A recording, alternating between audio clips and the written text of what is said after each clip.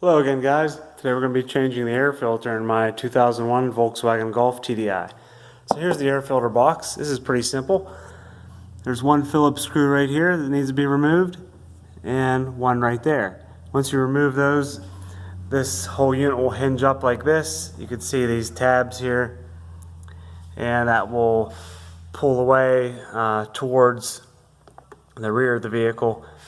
And this flexible hose here will just swing it up out of the way, and you won't need to remove anything else. Here's the filter I chose. So we'll go ahead and get started here. Okay, now that I have the screws loose, you can see this is loose.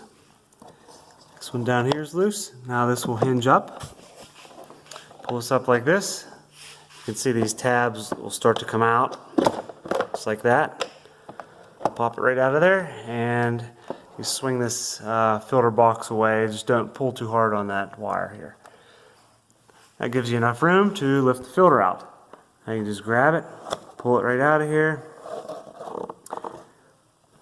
And this is pretty dirty. I've seen worse, but I like to change mine every 20,000 miles. So that's junk. Okay, pull a new filter out and just plop it right in. Now this one has the pre-foam filter on it. You don't really need that. As you can see, my old one didn't, but I decided to get it for this one. So go ahead and make sure there's no debris in here. It looks pretty good. And I'm going to pop this right down in place. Just make sure it seats nice. Ready to put the lid back on.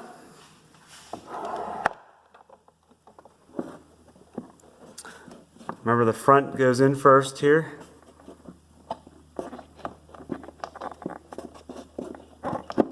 Just like so. Okay, now I can tighten those screws up. Alright guys, that completes the air filter change. Just want to point out to you, on the old filter here, that's the part number right there. That's without the foam pre-filter. And that's with the pre-filter. Okay guys, stay tuned and please subscribe. Thanks for watching.